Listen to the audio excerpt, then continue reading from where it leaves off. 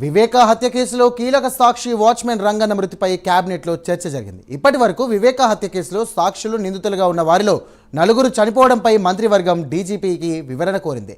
ఒక్కో మరణం గురించి డీజీపీ హరికుమార్ గుప్తా క్యాబినెట్కు వివరించారు. ఆ మరణాలు అనుమానాస్పదంగా ఉన్నాయని, పూర్తిస్థాయి విచారణ చేపట్టాలని క్యాబినెట్ డీజీపీని ఆదేశించింది.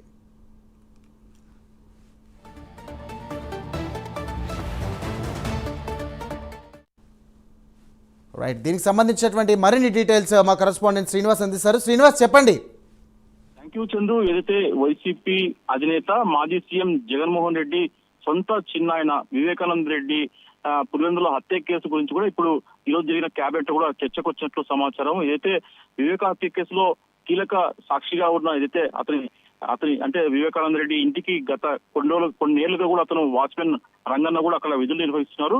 అయితే ఈ రోజు అతను తాజాగా కూడా కొద్ది రోజుల క్రితం కూడా రంగన్న మృతి చెందాడు. అయితే ఈ రంగన్న మృతిపై కూడా అనేక అనుమానాలు కూడా వ్యక్తం చేస్తూ కూడా కడప జిల్లా పోలీసులు కూడా కడప జిల్లా ఎస్పీ కూడా చెప్పడం జరిగింది. అంటే రంగన్న మృతిపై కొద్దిగా అనుమానం ఉన్నాయి, దీని అనుమానాస్పద మృతిగా వాళ్ళు కేసు కూడా నమోదు చేయడం జరిగింది. అయితే ఇప్పటి వరకు దాదాపు వివేకానంద రెడ్డి హత్య కేసులో నిందితులుగా ఉన్న సాక్షులు ఎవరుతున్నారో సాక్షులు కూడా వరుసగా వాళ్ళు అనుమానాస్పద రీతిలో మృతి చెందడంపై కూడా దీనిపై కేబినెట్ లో చర్చించినట్టు సమాచారము.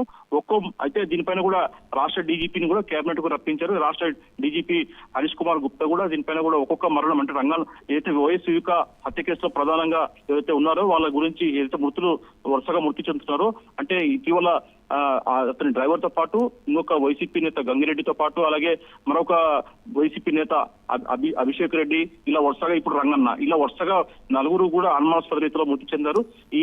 ఈ మృతులకు కూడా ఒక్కొక్క మరణం గురించి కూడా కేబినెట్ లో కూడా డీజీపీ హరీష్ కుమార్ గుప్తా కూడా మంత్రులకు సీఎం కూడా వివరించారు.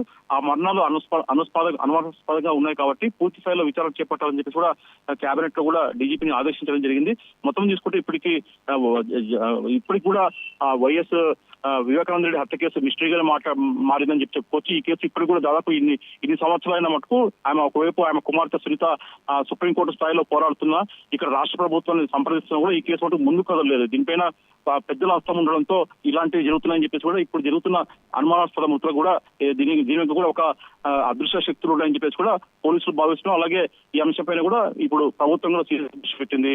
Chandu. Right, thank you Srinivas.